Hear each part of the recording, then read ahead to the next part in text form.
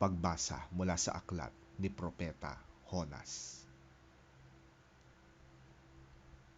Muling sinabi ni Yahweh kay Jonas, "Pumunta ka sa lungsod ng Ninive at ipahayag mo ang mga ipinapasabi ko sa iyo." Nagpunta nga si Jonas sa Ninive. Malaki ang lungsod na ito. Aabutin ng 3 araw kung ito ay lalakarin.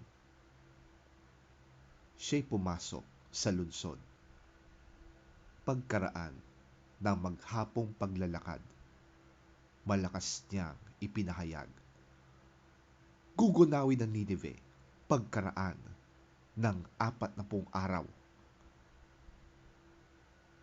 Naniwala ang mga taga roon sa pahayag na ito mula sa Diyos.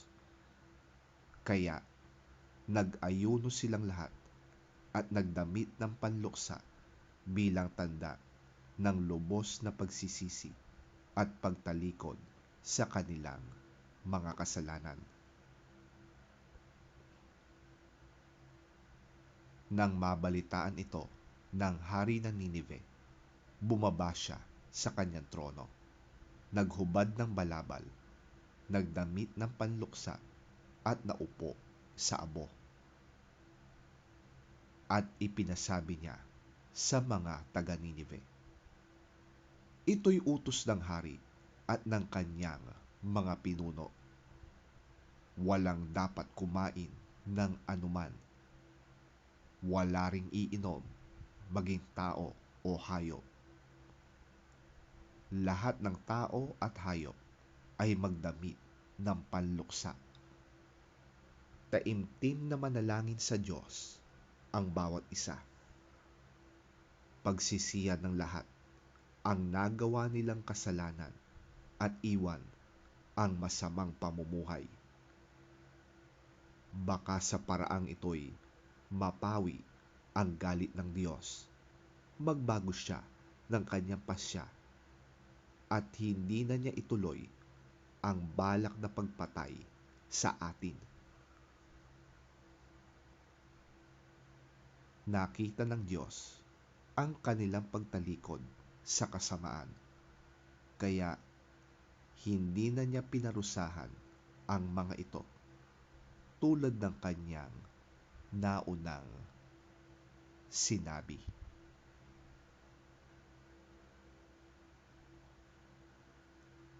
Ang salita ng Diyos. Salamat sa Diyos.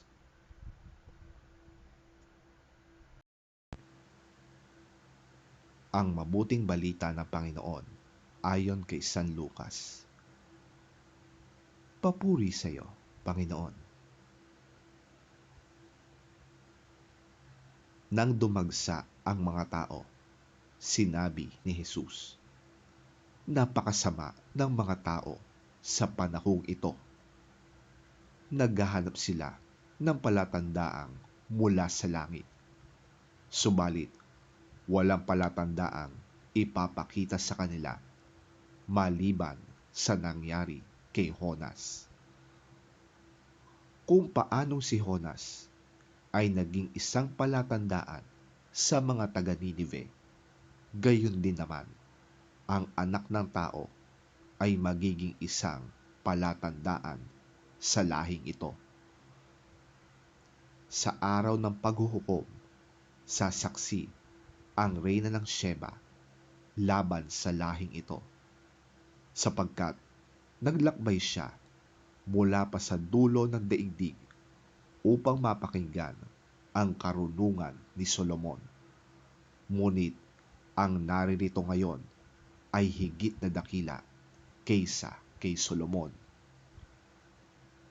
Sa araw ng paghuhukom, sasaksi ang mga taga-Ninive laban sa lahing ito, sapagkat nagsisi sila dahil sa pangangaral ni Jonas. Pakinggan ninyo, lalong dakila kay Jonas ang naririto ngayon."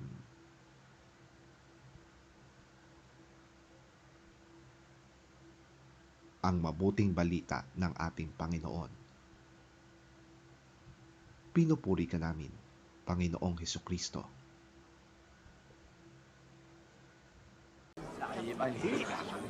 As the crowds increased, Jesus said, "This is a wicked generation. It asks for a sign, but none will be given it except the sign of Jonah.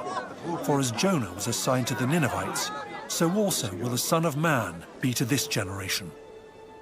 The Queen of the South will rise at the judgment with the people of this generation and condemn them. For she came from the ends of the earth to listen to Solomon's wisdom. And now something greater than Solomon is here. The men of Nineveh will stand up at the judgment with this generation and condemn it, for they repented at the preaching of Jonah. And now something greater than Jonah is here.